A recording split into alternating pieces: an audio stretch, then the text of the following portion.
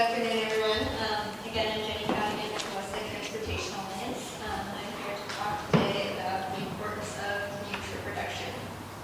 A lot of the data I have for you today does pertain specifically to Washington County, but I think what I'm talking about can apply to any part of the region or any metropolitan area for that matter. So in the corner of my slide, you'll see that there's a clip from the movie Office Space. For those of you who haven't seen the movie or haven't seen it in a while, this movie starts out with an opening scene of the main guy stuck in traffic. He's starting to work and he gets really frustrated and he's at a standstill, and so he switches lanes because he sees that the other lane is moving. As soon as he switches lanes, that lane stops and the other lane starts moving, so he switches back. And this goes on and on for several minutes, and he keeps switching lanes and ultimately he never really gets over. And you can see in this little clip here, at one point he looks over and he sees that there's they're leaving in a walker that's passing his car. So it's a comical scene in the movie, but it's probably not that far from what happens to many cars on Highway 26 or 217 or 405 or any of the freeways in this region on a regular basis as they need to work during peak hours. Stopping the traffic, stress, frustration, wasted time, wasted gas. About 1/3 of all trips are, all car trips are commute-related trips. So in the larger graphic on this slide, you'll see some census data for Washington County. As you can see, there are about 238,000 jobs in the county. A little more than half of these are held by people who live in Washington County. So they're living in and working in Washington County. The other half are held by people who live outside Washington County but commute in for work. And then in addition, there's another 104,000 people who live in Washington County but commute outside the county for work. So in total, this gives us about 342,000 people that are driving into, out of, or around Washington County on a daily basis for work. And this does not take into account the other vehicles on the road that are not commuting. So that's a lot of people that are needing to move around every day that are using our transportation system. And these census numbers are a few years old, and we all know that these numbers are only expected to go up for 5 years. According to the Regional Transportation Plan, the number of jobs in Washington County is expected to increase 82% between 2010 and 2040, with more than 190,000 new jobs coming to Washington County. So that's a significant amount of people that will be added to this region that will need to use our transportation system to get around each day. Our job at WTA is to provide all those people with options so that they have choices for how they get to work. We work with partner agencies and organizations so that walking, biking, transit, carpooling, or telecommuting, or any combination of these might be feasible options for commuters.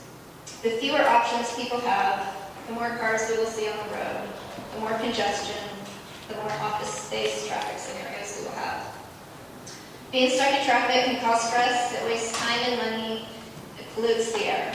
When employees have options, and I mean safe and efficient options, they can avoid this scenario, and with it come many other benefits. Benefits to the employees, benefits to the employer, and the region at large. Environmental benefits, health benefits, and economic benefits. There are bodies of research and data that can further support all the benefits, but I'm just going to give you a very high-level review of some of these. So, as we all know, there's lots of environmental benefits to getting people out of their cars. Let's say a typical single-occupant vehicle trip emits 3,600 grams of CO2.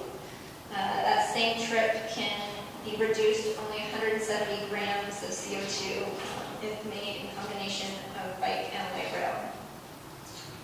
Metro's climate smart scenarios strategy was just adopted last month, and this is addressing a state mandate to reduce greenhouse gas emissions from cars and light trucks by at least 20% by 2035. Getting more people out of their cars for their commute will help reduce vehicle emissions and help the region to meet this target.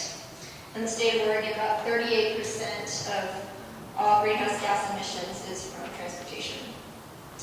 In addition to the environmental benefits, reduced emissions has public health benefits, leaving us all with clean air to breathe. Further, office jobs and sedentary commute modes are contributing to increased rates of obesity nationwide. Here in this region, Washington County has lower levels of regular physical activity by adults than the state of Oregon as a whole. Cancer and heart disease kill 44% of Washington County residents. Many people struggle to find time in their day to exercise, but incorporating exercise into their daily commute through active transportation is an easy way to get more physical activity. And the healthier people are, the less health care will cost for both them and their employer. And with fewer work days missed due to illness, the more productive businesses can be. Transportation benefits and facilities, such as subsidized transit passes or van pools, covered bike parking, and employee incentive programs can be used as a tool to help attract and retain a talented workforce. In addition, using travel options can save households money on transportation costs, leaving them with more money to return to the local economy. Businesses can reduce the amount of money they spend on parking facilities. Less wear and tear on the roads can reduce the amount governments spend on infrastructure, and reduced congestion can move freight more efficiently. Overall, people are happier and healthier with accessible travel options. The PSU study looked at the correlation between commute mode and overall well-being and found that those who bike to work had the highest level of well-being, while those who drove alone had the lowest. So through commute trip reduction strategies, we attempt to create behavior change, to get people who currently drive alone to work to take advantage of other transportation options.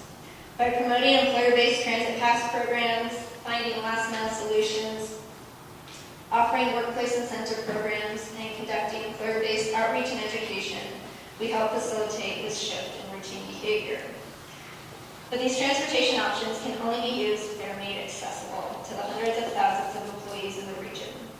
We need to make active transportation the easy choice, the preferable choice, if we want people to reduce their auto commute trips.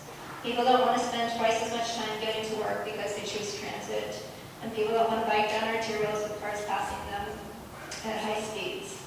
So resources invested in TDM must be accompanied by infrastructure investments as well, so that we have strong transit to promote in all parts of the region. We have safe bike routes in all parts of the region. We have last-mile solutions and an easy mechanism for people to carpool if driving is the best option for them. However, once this infrastructure is in place, TMAs can be the link between infrastructure and the business community. We can leverage the existing infrastructure and leverage the other work done by partners in this region to make the case to businesses about why investing in transportation benefits for their employees and encouraging use of transportation options through commute trip reduction programs can make a difference to their bottom line, to the well-being of their employees, and to the region at large.